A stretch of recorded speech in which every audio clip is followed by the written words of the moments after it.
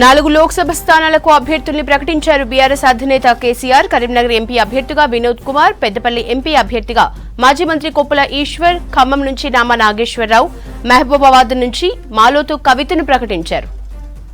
Details సత్యం అందిస్తారు. సత్యం, BRS MP అభ్యర్థుల ప్రకటనకు సంబంధించిన డీటెయిల్స్ ఏంటి? బీఆర్ఎస్ పార్టీ 4 పార్లమెంట్ అభ్యర్థులను ప్రకటించింది. ఒకరి కరీంనగర్ నుంచి మాజీ ఎంపీ బోయిన్పల్లి వినోద్ కుమార్ని ఈసారి కూడా ఆ పార్టీ అభ్యర్థిగా ఆ పార్టీ అధినేత కేసీఆర్ ప్రకటించారు. ఆయన 2 సార్లు బీఆర్ఎస్ పార్టీ అంటే నాడు టీఆర్ఎస్ పార్టీ ఎంపీగా పనిచేశారు. 2004, 2014లో ఆయన 2 సార్లు ఎంపీగా పనిచేశారు.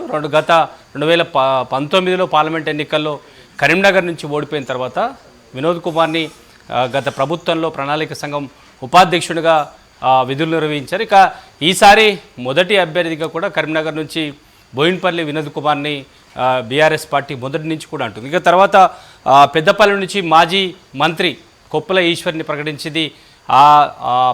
పార్లమెంటు నుంచి ఇప్పటికే మాజీ ఎమ్మెల్యేలు పోటీ చేయాలని ముందుగా పార్టీ ఒత్తిడి తెచ్చినా కూడా ఇతర మాజీ ఓడిపోయిన ఎమ్మెల్యేలు ఎవరు కూడా పోటీ చేయడానికి ఆసక్తి చూపకపోవడంతో పెద్దపల్లి నుంచి మాజీ మంత్రి కొప్పుల ఈశ్వర్ని పార్టీ అభ్యర్థిగా ప్రకటించింది. ఇక మహబూబాబాద్ నుంచి మాలోతు కవిత, సిట్టింగ్ ఎంపీగా ఉన్న మాలోతు కవితకు మరోసారి అవకాశం ఇచ్చారు. ఇక ఖమ్మం నుంచి నామా నాగేశ్వరరావును కూడా బీఆర్ఎస్ పార్టీ సిట్టింగ్ ఎంపీనే మరోసారి అభ్యర్థిగా ప్రకటించింది. ఈ 2 స్థానాల్లో కూడా అంటే ఖమ్మం నుంచి ఇప్పుడు పార్టీ అభ్యర్థిగా ప్రకటించిన నామా నాగేశ్వరరావు సంబంధించి గత దాదాపు వారం రోజుల్లో కూడా ఆయనను అభ్యర్థిగా ప్రకటిస్తారా లేదా, ఆయన పోటీ చేయడానికి సుముఖంగా లేనట్టు కూడా తెలియదు. ఎందుకంటే ఖమ్మంలో మొత్తం 10 అసెంబ్లీ స్థానాల్లో 9 స్థానాల్లో కాంగ్రెస్ పార్టీ గెలుచుకుంది. కానీ భద్రాచలం నుంచి బీఆర్ఎస్ ఎమ్మెల్యేగా గెలిచిన ఎమ్మెల్యే ఇప్పటికీ పార్టీ కార్యక్రమాలకు దూరంగా ఉంటున్నారు. ఈరోజు జరిగిన రివ్యూ సమావేశానికి కూడా ఆ పార్టీ భద్రాచలం ఎమ్మెల్యే రివ్యూ సమావేశానికి రాలేదు. ఆయన నిన్న ముఖ్యమంత్రి రేవంత్ రెడ్డితో భేటీ అయ్యారు. ఆయన పార్టీలో ఉంటారా లేదా అని కూడా ఇంకా బీఆర్ఎస్ పార్టీ ఎలాంటి ప్రకటన చేయలేదు. కానీ ఖమ్మంలో పూర్తి స్థానాలు దాదాపు కాంగ్రెస్ పార్టీ కైవసం చేసుకునే నేపథ్యంలో అక్కడ నుంచి నామా నాగేశ్వరరావు పోటీకి ఆసక్తిగా లేరనే పార్టీలో చర్చ తాగుతూ వస్తుంది. కానీ నేను ఈరోజు జరిగిన ఖమ్మం మహబాద్ రివ్యూలో ఆ పార్టీ అధినేత కేసీఆర్ రివ్యూ సమావేశంలో ఎవరైతే పోటీ చేస్తున్నారో వారికి అటు మాలోతు కవిత, అదేవిధంగా ఖమ్మం నుంచి సిట్టింగ్ ఎంపీగా ఉన్న నామా నాగేశ్వరరావు ఇద్దరిని అభ్యర్థిగా ప్రకటించడంతో ముఖ్యమంత్రి నేరుగా వారికి మాజీ ముఖ్యమంత్రి కేసీఆరే వారికి పూర్తి పార్టీ సహకారం ఉంటుంది, అన్ని నియోజకవర్గాల్లో ఇన్ఛార్జీలను ప్రకటిస్తాం, ఎవరు పోటీ చేయడానికి ఇబ్బంది పడే పరిస్థితి ఉండదు, ఓటమి ఎవరికైనా ఉంటుంది, కానీ ఈసారి ఒక్కసారి ఓడిపోయినంత మాత్రాన పార్టీ పూర్తిగా ప్రజలంతా దూరం చేసుకున్నారని అనుకోవద్దంటూ కూడా ఈరోజు సమావేశంలో రివ్యూ సమావేశంలో అధినేత కేసీఆర్ వారికి చెప్పినట్టు తెలుస్తుంది. ఎవరైతే సిట్టింగ్ ఎంపీలు ఉన్నారో ఈరోజు ప్రకటించిన ఖమ్మం కానీ మహబాద్ కానీ ఈ 2 స్థానాల్లో ఇద్దరిని సిట్టింగ్ ఎంపీలు అభ్యర్థిగా ప్రకటన చేశారు. ఇక కరీంనగర్లో గతంలో పోటీ చేసిన బోయిన్పల్లి వినోద్ కుమార్ని, అదేవిధంగా ఈసారి పెద్దపల్లి నుంచి మాజీ మంత్రి కొప్పుల ఈశ్వర్కి పార్టీ అవకాశం ఇచ్చింది. ఇంకా 13 స్థానాలను బీఆర్ఎస్ పార్టీ అభ్యర్థులను ప్రకటించాల్సి ఉంది. ప్రధానంగా గ్రేటర్ పరిసర ప్రాంతాల్లో ఉన్న 4 పార్లమెంటు స్థానాల్లో ఎక్కువగా ఎమ్మెల్యే స్థానాలు బీఆర్ఎస్ పార్టీ గెలిచింది కాబట్టి అక్కడ మాజీ మంత్రులను మాజీ ఎమ్మెల్యేలను పోటీ చేయాలని పార్టీ ఒత్తిడి తెస్తున్నా వారు కాకుండా వారి వారసులను ఈసారి పోటీ చేయిస్తామనే ఆలోచనలో ఉన్నట్టుగా తెలుస్తుంది. కానీ బీఆర్ఎస్ పార్టీ గతం కంటే ఈసారి మాత్రం గడ్డు పరిస్థితి ఎదుర్కొంటుందని చెప్పొచ్చు. పార్లమెంట్ ఎన్నికల వేళ గత పార్లమెంట్ ఎన్నికల్లో పోటీ చేస్తామని ఎక్కువగా పోటీ పడ్డ నేతలే ఈసారి పోటీ చేయమని పార్టీ అధిష్టానం బతిమలాడే పరిస్థితి ప్రస్తుతానికి బీఆర్ఎస్ పార్టీకి వచ్చింది.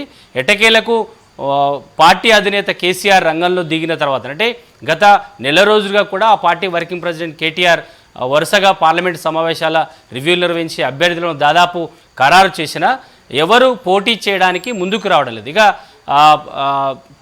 వర్కింగ్ ప్రెసిడెంట్ కేటీఆర్ చెబితే పార్టీ నేతలు ఎవరు వినడం లేదనే అధినేత కేసీఆర్ రంగంలో దిగి దాదాపు నిన్న జరిగిన కరీంనగర్ పెద్దపల్లి పార్లమెంట్ రివ్యూలో 2 అభ్యర్థులు, అదేవిధంగా ఈరోజు జరిగిన ఖమ్మం మహబాద్ 2 పార్లమెంట్లకు సంబంధించిన రివ్యూలో ఈరోజు జరిగిన 2 రివ్యూలకు సంబంధించి 2 జిల్లాలకు సంబంధించి ఇటు ఖమ్మము అదేవిధంగా వరంగల్ జిల్లా మహబాద్ పార్లమెంట్కి సంబంధించి 2 రోజుల రివ్యూలో అధినేత కేసీఆర్ ఎవరైతే పోటీ చేస్తున్నారో వారికి పూర్తి మద్దతు ఉంటుంది. పార్టీ నుంచి సీనియర్లంతా కూడా పార్లమెంట్ ఎన్నికల్లో ప్రచారం చేస్తారు. ఎక్కడ నాయకులు దూరం అవుతున్నారు, ఎవరైతే గతంలో ఎమ్మెల్యేలుగా పనిచేశారో వారంతా పార్టీ వీడుతున్నారు, కానీ కార్యకర్తలంతా పార్టీలో ఉన్నారు. ఎవరు అధైర్యపడొద్దని కేసీఆర్ వారికి మద్దతు ఇవ్వడంతోనే ఈ నలుగురు పోటీ చేయడానికి ఆసక్తి చూపినట్టు తెలుస్తుంది. అందుకే ఈరోజు ఆ పార్టీ అధినేత కేసీఆర్ 4 స్థానాలు కరీంనగర్, పెద్దపల్లి, మహబాద్, అదేవిధంగా ఖమ్మం పార్లమెంటు స్థానాలకు బీఆర్ఎస్ పార్టీ నుంచి అభ్యర్థులను ప్రకటన చేశారని చెప్పొచ్చు. యశోద ఒకే మాటతో ఇటు ఖమ్మం అభ్యర్థిగా అటు మహబాద్ అభ్యర్థిగా వారి అభిప్రాయాలు తీసుకున్నారు. అందులో ఏకగ్రీవంగా నా పేరు ప్రపోజ్ చేశారు. అదేవిధంగా మహబాద్లో మాలోత్ కవిత గారి పేరు కూడా ప్రపోజ్ చేశారు. మళ్ళా అఫీషియల్గా వచ్చిన తర్వాత మళ్ళీ మీకు డీటెయిల్గా వచ్చారని చెప్పారు. నేను మీటింగ్ నుంచి బయటకు వచ్చాను. ఏదేమైనా కూడా మా నాయకుడు తీసుకున్నటువంటి నిర్ణయానికి తప్పకుండా కూడా ప్రజల మద్దతు కావాలని, 25 సంవత్సరాల నుంచి కూడా ప్రజా జీవితంలో ఉన్నటువంటి వాడిని, ప్రజలకు సేవ చేసినటువంటి వాడిని, ప్రజా జీవితాలకు రాకముందు కూడా ఖమ్మం జిల్లాలో మొత్తం కూడా మా నాన్నగారు పేరు మీద ట్రస్ట్ పెట్టి, మరి ముఖ్యంగా కనుక చూసినట్టయితే తాగటానికి నీళ్ళు లేక, సాగుకు నీళ్ళు లేక ఎన్నో ఇబ్బందులు పడ్డటువంటి పరిస్థితుల్లో ఆ రోజున నేను తాగటానికి నీళ్ళకి ట్యాంకర్ల ద్వారా ఇచ్చాను. మా నాయకుడు కేసీఆర్ గారు వచ్చిన తర్వాతనే తెలంగాణలో మొత్తం కూడా తాగుకి ఇబ్బంది లేకుండా, సాగుకి ఇబ్బంది లేకుండా బ్రహ్మాండంగా అన్ని విధాలు కూడా నీళ్ళు ఇవ్వటం జరిగింది.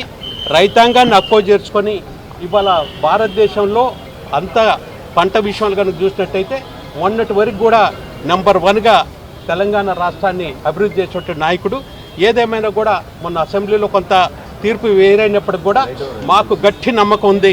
మళ్ళా తప్పకుండా కూడా పార్లమెంట్లో బీఆర్ఎస్ పార్టీ తరఫున అభ్యర్థులను తప్పకుండా కూడా గెలిపిస్తారని, తెలంగాణ ప్రజలు మా పక్కన ఉంటారని, మేము కూడా రేపు రాబోయే టైంలో తప్పకుండా కూడా ఏ విధంగానైతే పార్లమెంట్లో ఏ విధంగా అయితే తెలంగాణ వారిని నింపించామో, తెలంగాణ సమస్యల గురించి పోరాడామో, రేపు రాబోయే టైంలో కూడా మీరందరి ఆశీర్వాదం బీఆర్ఎస్ పార్టీకి, మా నాయకుడు కేసీఆర్ గారికి, మా అభ్యర్థులు ఎవరైతే అఫీషియల్గా డిక్లేర్ చేసి బీఫామ్ ఇచ్చిన తర్వాత వారందరూ కూడా మీ మద్దతు ఉండాలని నీ తెలంగాణ ప్రజానీకాన్ని అందరూ కూడా మనస్ఫూర్తిగా కోరుకుంటున్నారు. రాహుల్ గాంధీ పోటీ చేస్తారని చూడండి, పోటీ ఎవరున్నా కూడా ఇవాళ నేను 25 సంవత్సరాల నుంచి ఉన్నాను. ఓటమి గెలుపులు ముఖ్యం కాదు, ప్రజాసేవ ముఖ్యం. ఆ విధంగా ప్రజాసేవలు ఉన్నవాడిని.